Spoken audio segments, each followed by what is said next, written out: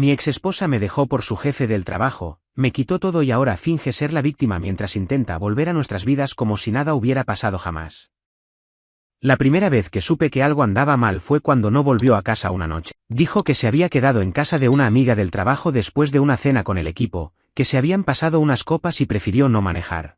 En el momento, no sospeché nada. No porque confiara ciegamente en ella, sino porque estaba cansado. Trabajaba turnos dobles en un taller mecánico en Phoenix, salía casi todos los días con las manos negras de aceite y los pies muertos. Lo último que tenía era energía para andar cuestionando. Me limité a decirle ok, solo avisa, y me acosté.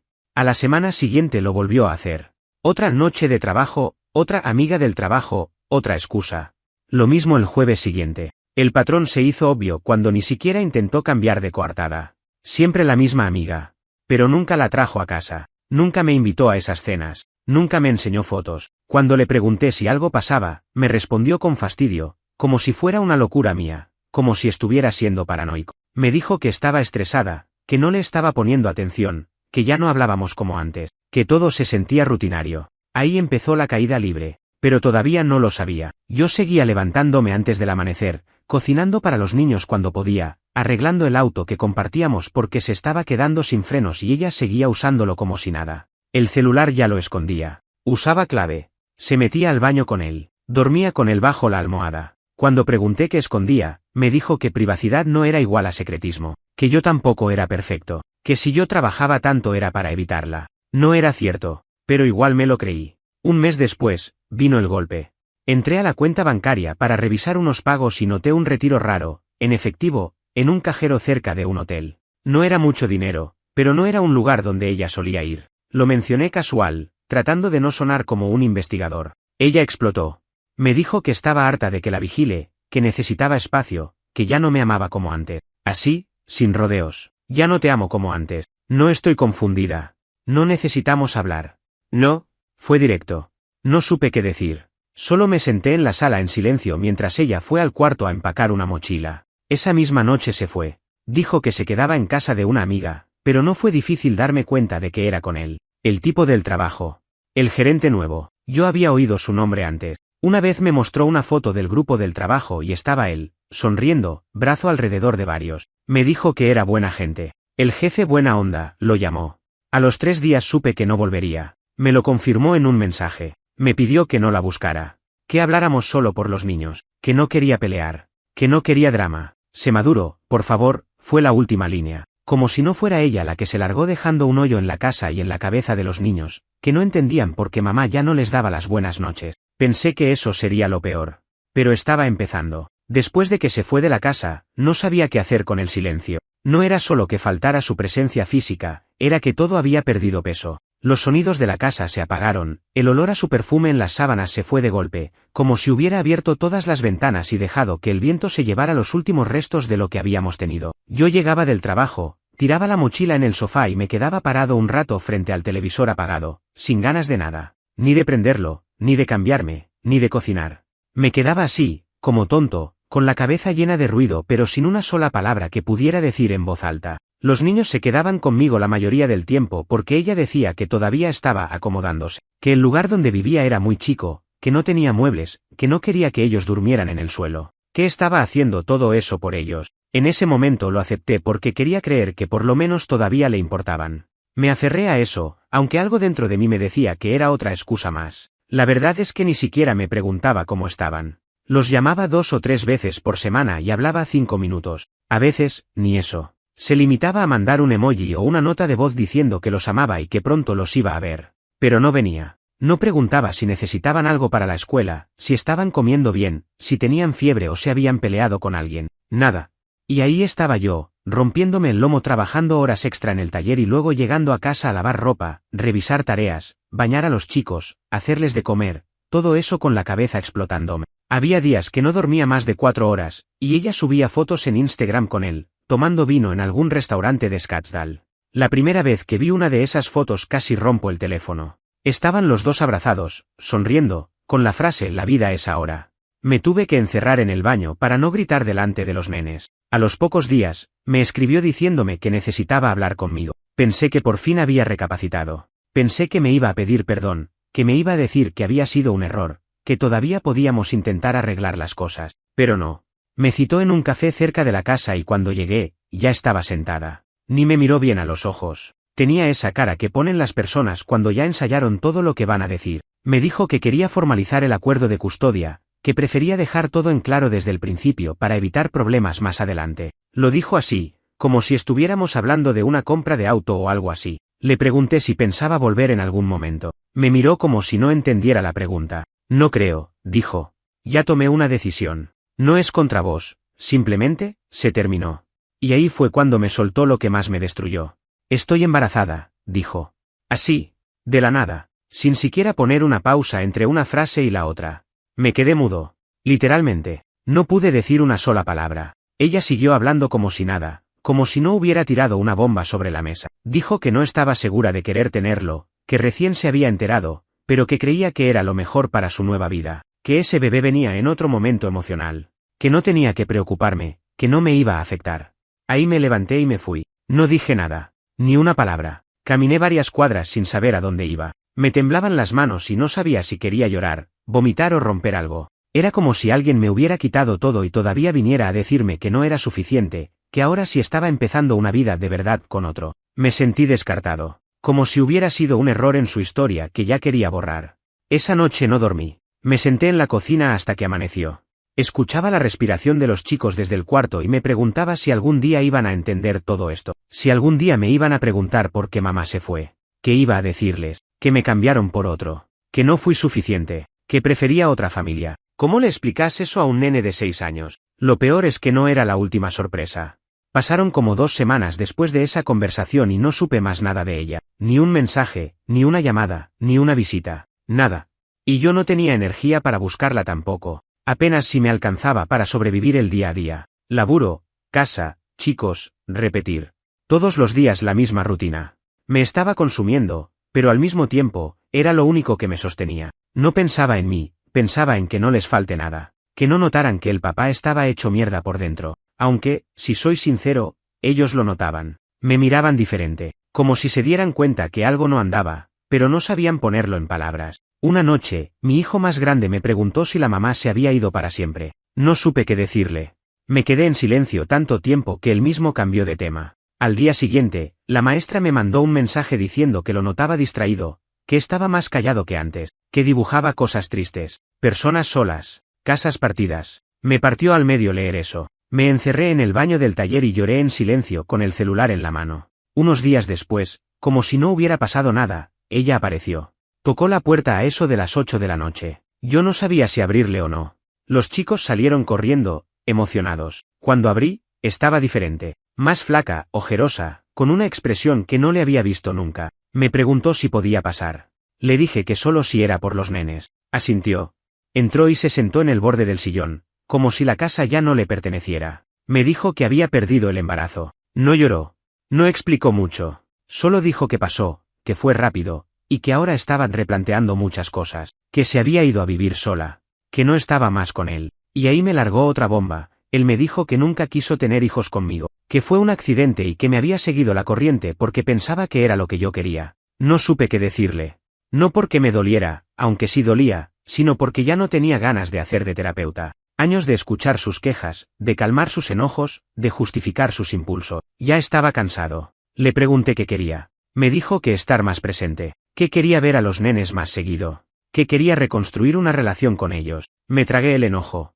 Pensé en los chicos. Le dije que íbamos a hablar de eso, pero que tenía que empezar a demostrarlo con hechos, no con palabras. Esa semana empezó a venir más seguido. A veces pasaba a buscarlos para llevarlos al parque, a veces se quedaba 1 hora en casa con ellos. Pero era raro. Se notaba incómoda, como si no supiera qué hacer con su culpa. Conmigo era distante. No sé si por vergüenza o porque todavía pensaba que yo le iba a rogar volver. Pero no. Yo ya no estaba en ese lugar. La tensión se hizo más fuerte cuando, una tarde, entró al departamento sin tocar. Todavía tenía una copia de la llave. Yo no me había dado cuenta de eso hasta ese momento. Estaba con una bolsa con cosas para los nenes, según ella. Pero también se metió a la cocina, revisó la heladera, preguntó si estaba comiendo bien. Demasiado cómoda para alguien que había destruido todo. Le pedí la llave en ese momento. Me dijo que no la tenía encima. Mentira. Me harté. Le dije que no podía aparecer cuando quisiera, que ya no era su casa, que tenía que respetar los límites. Y ahí explotó. Me gritó que yo era un amargado, que la había dejado sola en el peor momento, que si ella se había ido era porque ya no se sentía querida, que todo esto era culpa mía. Los chicos estaban en el cuarto, pero escucharon todo. Salieron asustados. Tuve que agarrarla del brazo, con cuidado, y pedirle que se fuera. Me devolvió una mirada que no me voy a olvidar nunca, entre odio, tristeza y algo más, como si no esperara que yo tuviera ese tipo de reacción, como si todavía pensara que tenía poder sobre mí. Esa noche los nenes no durmieron bien, yo tampoco.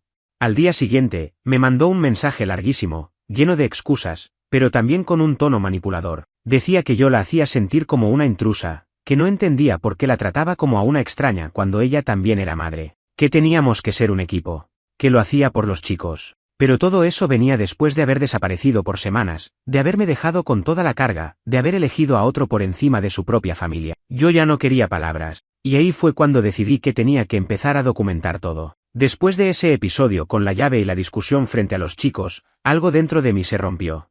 No fue tristeza, no fue bronca, fue otra cosa. Una especie de agotamiento profundo, como si mi cuerpo y mi cabeza hubieran dicho ya está, basta.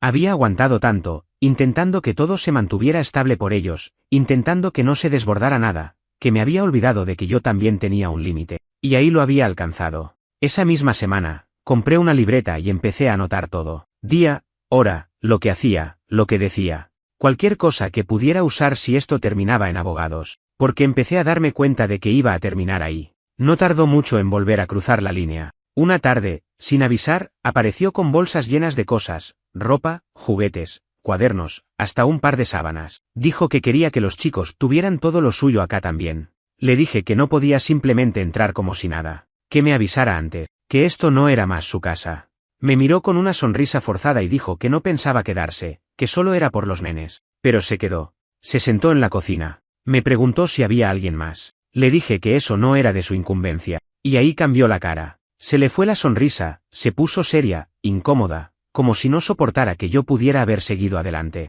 Esa noche, me llegó una solicitud de amistad en Facebook, de ella.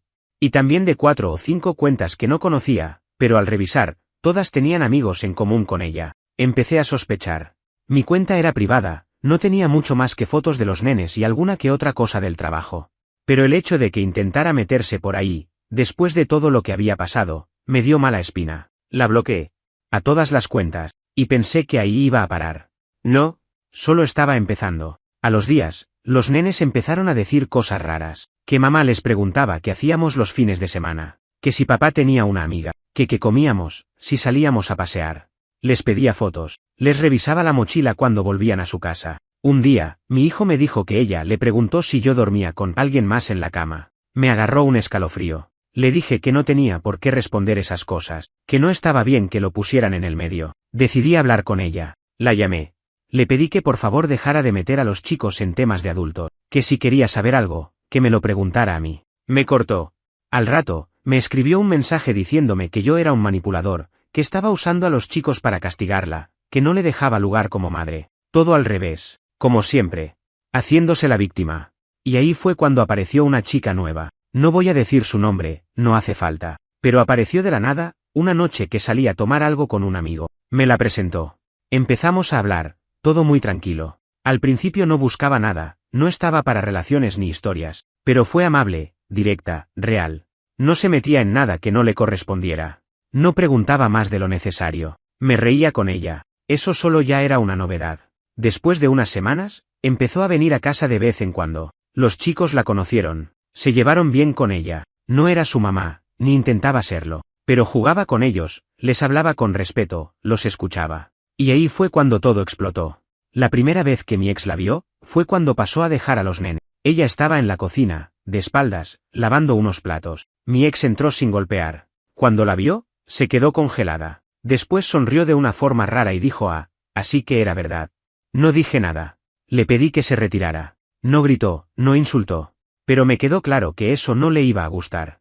Esa noche me mandó un audio de 5 minutos, llorando, diciendo que yo me había olvidado de todo, que cómo podía meter a otra persona en la casa donde habíamos criado a nuestros hijos, que era irrespetuoso, que era una traición. Me decía eso mientras vivía en otro lado, con otro hombre, al menos hasta hacía poco, después de haberme dejado solo con todo el caos. A los pocos días, mi novia empezó a recibir mensajes privados de cuentas falsas, comentarios pasivo-agresivos, preguntas raras, hasta fotos viejas mías con mi ex. Empecé a temer que esto se pusiera feo. Y me equivoqué. Ya estaba feo. Esto no era más una separación. Era una guerra. Y lo peor, los chicos estaban en el medio. La gota que rebalsó todo fue un sábado a la mañana. Era uno de esos fines de semana que me tocaba a mí tener a los chicos. Habíamos planeado ir al parque, después pasar por una heladería y volver a casa a ver una película. Nada del otro mundo, solo un día tranquilo, sin sobresaltos. Mi novia se había quedado a dormir esa noche porque venía de trabajar tarde y no quería manejar cansada. Los nenes ya estaban acostumbrados a verla. ¿La querían? Nunca intentó ocupar un lugar que no le correspondía, ni imponerse. Simplemente estaba. Y eso bastaba para ello. Ese día, mientras preparábamos el desayuno, mi hijo menor me trajo el celular. Me dijo, mamá quiere hablar contigo. Era una videollamada. Dudé, pero atendí.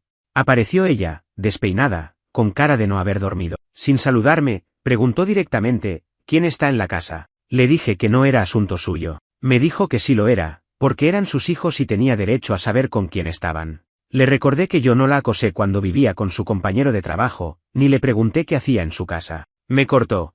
20 minutos después, golpearon la puerta. Era ella. Con cara de, te caigo porque puedo. Me dijo que venía a buscar a los chicos porque no se sentía cómoda sabiendo que estaban con una extraña. Le dije que no era su día, que si quería llevárselos tenía que esperar al domingo a la noche como acordamos. Me dijo que si no se los daba, iba a llamar a la policía. Le dije que lo hiciera. Y lo hizo. Sí. Llamó al 911 y dijo que temía por la seguridad de sus hijos, que había una mujer desconocida en la casa, que yo la había agredido verbalmente. Mientras hablaba, estaba parada a 1 metro de mí, sin un solo rasguño, sin levantar la voz siquiera. Todo inventado, como una obra de teatro barata. Los chicos estaban adentro, jugando con mi novia en el living, ajenos al quilombo que su madre estaba armando en la puerta. Llegó la patrulla, 2 oficiales. Les expliqué todo. Les mostré los mensajes. Mi novia también declaró. Uno de los oficiales se metió a hablar con los nenes. Salió al rato y dijo que no veía nada fuera de lo normal. Que los chicos estaban bien, tranquilos. Que no podían hacer nada si no había una orden judicial de por medio.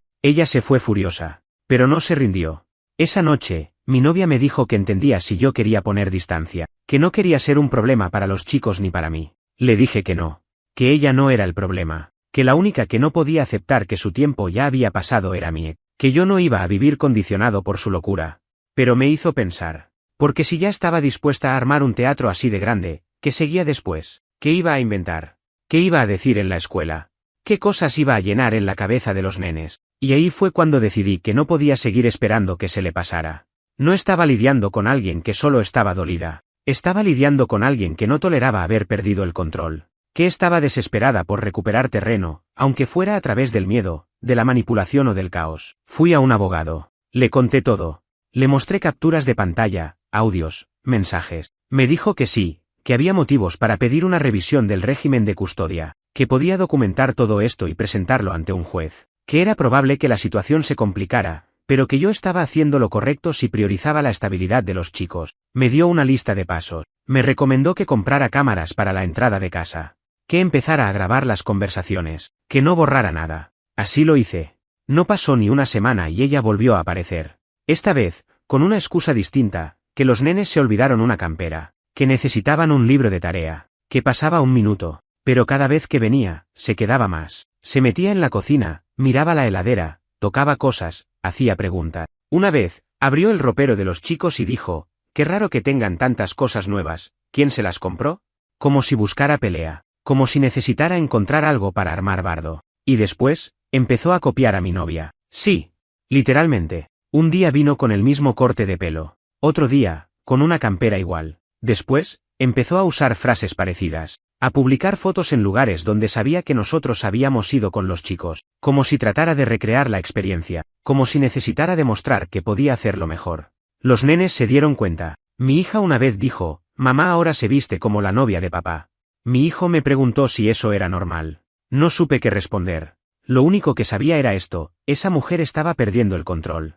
Y estaba arrastrando a todos con ella. Después de todo eso, ya no se trataba solo de que mi ex estuviera desestabilizada. Ya no era solo celos o resentimiento. Empecé a sentir que estaba jugando un juego raro, uno donde lo importante no era ganar, sino arruinar al otro. A veces parecía que ni siquiera quería volver conmigo. Solo necesitaba que yo no siguiera adelante, que me estancara como ella, que si ella no podía estar bien, nadie más podía. Y menos yo. Mucho menos yo. Una tarde, después de dejar a los chicos, mi hijo me dijo que la mamá había impreso fotos nuestras, mías, de mi novia, de los tres en la playa, en la casa, en el parque. Las había puesto en la mesa y les preguntaba cosas como ella los cuida bien, ella les habla feo, ella les grita. Según mi hijo, cada vez que ellos decían que no, que todo estaba bien, que la pasaban bien conmigo, ella se enojaba. Una vez lloró frente a ellos, otra vez les gritó que no sabían lo que decían. Otra vez dijo que yo los estaba comprando. Esa palabra me quedó dando vueltas, comprar. Como si ella creyera que por darles estabilidad, cariño y tranquilidad yo estuviera haciendo trampa.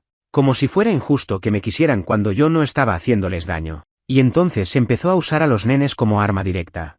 Un viernes no me los quiso dar. Dijo que no estaban de humor, que tenían fiebre, que no querían salir. Le pedí una videollamada. Me la negó. Insistí. Al rato me mandó un mensaje con una foto vieja donde mi hija tenía la nariz roja. Nada que ver. Era de semanas antes. Lo supe porque la remera de la foto se la había llevado en la mochila días atrás. Ya ni se esforzaba en mentir bien. Ese fin de semana lo pasé solo, dando vueltas por la casa como una sombra. Mi novia estaba de viaje por trabajo. No sabía qué hacer conmigo. Quise ir a la policía pero no había nada que pudiera probar que me había negado ilegalmente a los chicos. El régimen no estaba formalizado por un juez, era un acuerdo informal. Y eso era mi error. Así que volví al abogado y le dije que íbamos con todo. Él me preparó una demanda para pedir la custodia compartida con un calendario fijo y detallado. También se incluyó una cláusula para impedir que entrara a mi casa sin permiso y otra para regular la comunicación. Todo basado en las pruebas que fui juntando. Era un paquete grande. Mensajes, capturas, audios, declaraciones de los nenes grabadas, sin forzar, solo conversaciones naturales que había empezado a guardar, incluso comentarios que ella había dejado en redes sociales. Era mucho. Cuando le llegó la notificación legal, explotó.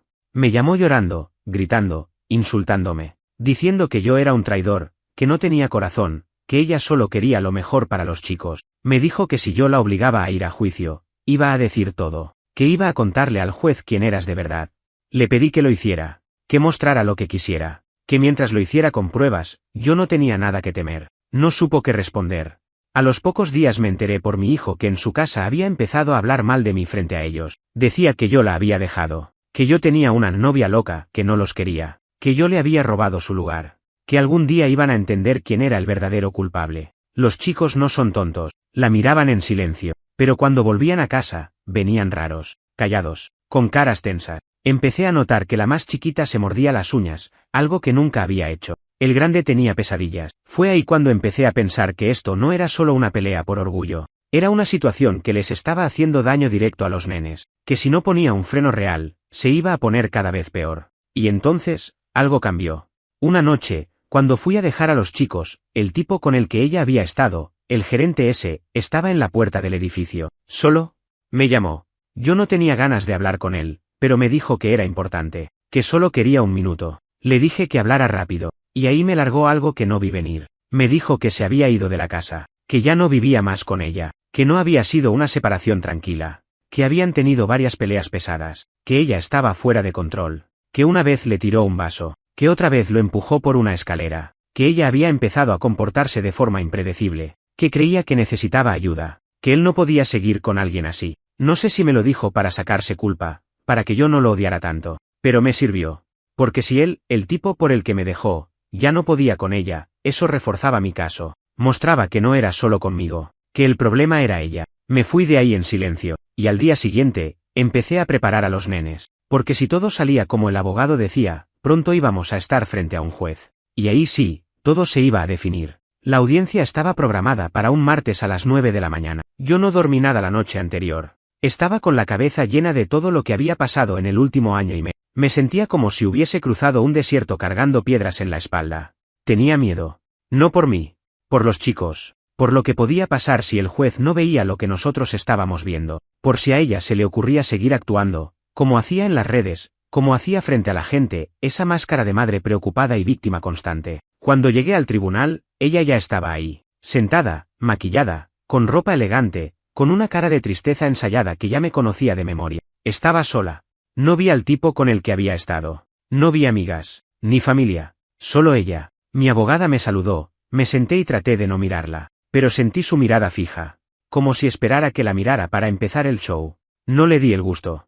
El juez era un tipo serio. Entró sin vueltas, revisó la documentación, nos pidió que habláramos por turno y que todo lo dicho se sostuviera con pruebas. Yo presenté todo lo que tenía, capturas de pantalla, mensajes, audios, la carta del colegio donde hablaban del comportamiento ansioso de los nenes, registros de entradas no autorizadas a mi casa, incluso un informe psicológico preliminar que hice de mi parte, donde quedaba claro que los chicos estaban más estables cuando estaban conmigo. Lo aceptaron todo. Ella trató de revertirlo. Dijo que yo manipulaba a los chicos, que los alejaba de ella, que tenía una pareja inestable conviviendo con sus hijos. El juez le pidió pruebas. No tenía ninguna. Solo palabras, solo su versión. Entonces dijo que yo le había sido infiel mucho antes de que se separaran, que por eso se había ido. El juez preguntó si eso tenía alguna relación con el bienestar de los menores hoy. Ella no supo qué responder. Fue quedando expuesta. No por lo que decía, sino por lo poco que podía demostrar. En un momento, se quebró. Empezó a llorar. A decir que yo era su gran amor, que ella no entendía cómo todo se había derrumbado tan rápido, que solo había querido una vida mejor, que se había equivocado, pero que merecía otra oportunidad como madre. La escuché en silencio. No porque me conmoviera, sino porque entendí, ahí sentado frente a un juez, con los papeles sobre la mesa, que esa mujer no tenía idea del daño que había hecho, ni siquiera ahora. Lloraba por lo que perdió, no por lo que les hizo a los nenes, no porque se arrepintiera de haberlos dejado plantados, confundidos, rotos. Lloraba por ella, siempre por ella. El juez no tomó una decisión final ese día, pero dictó una orden temporal. A partir de ese momento, la custodia sería dividida mitad y mitad, pero con condiciones. Todo debía pasar por una aplicación de coparentalidad, no podía acercarse a mi domicilio sin autorización previa. Si en los próximos 3 meses se notaban inconsistencias, el régimen sería revisado. También le pidieron que se sometiera a una evaluación psicológica. Mi abogado me dijo después que eso era una muy buena señal. Salí del tribunal temblando. No de miedo, de descarga. Era como si el cuerpo se hubiese estado aguantando todo ese tiempo y de pronto, entendiera que podía empezar a soltar. En la vereda, mi novia me estaba esperando. No me preguntó nada. Me abrazó. Yo me quebré. No soy de llorar, pero esa vez no pude contenerme. Era una mezcla de cansancio, alivio, tristeza, bronca. Todo junto. Pasaron las semanas, y como era de esperarse, ella no cumplió todo. Tardaba en responder los mensajes, cambiaba los horarios sin avisar, mandaba a los chicos sin ropa, sin materiales. Una vez me los mandó sin almuerzo, otra vez, sin mochila, otra vez, sin tarea. Y cuando le reclamaba, decía que era mi culpa, que los había desorganizado. Los chicos se empezaron a cansar.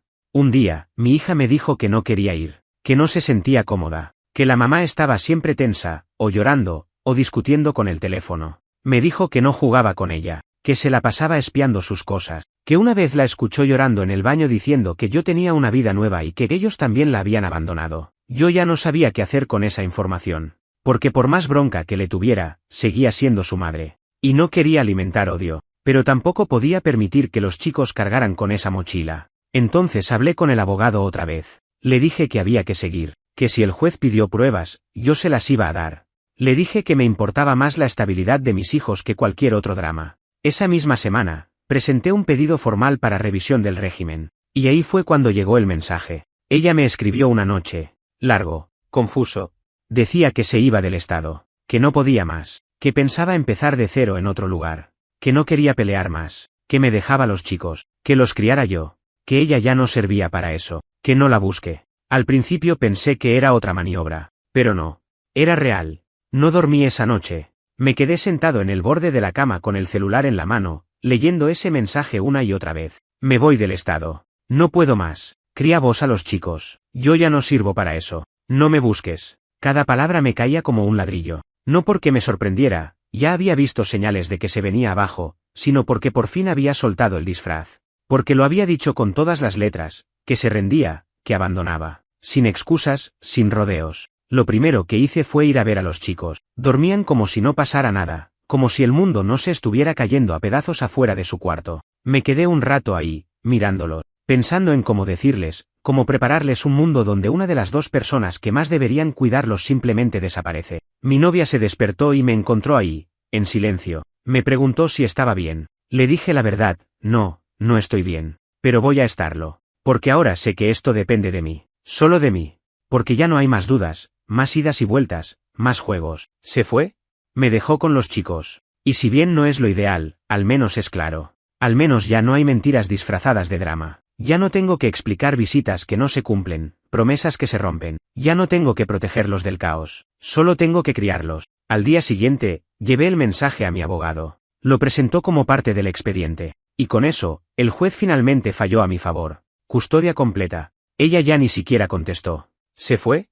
Literalmente. Un amigo me dijo que alguien la vio en Colorado. Otros dicen que está en Nevada. No importa.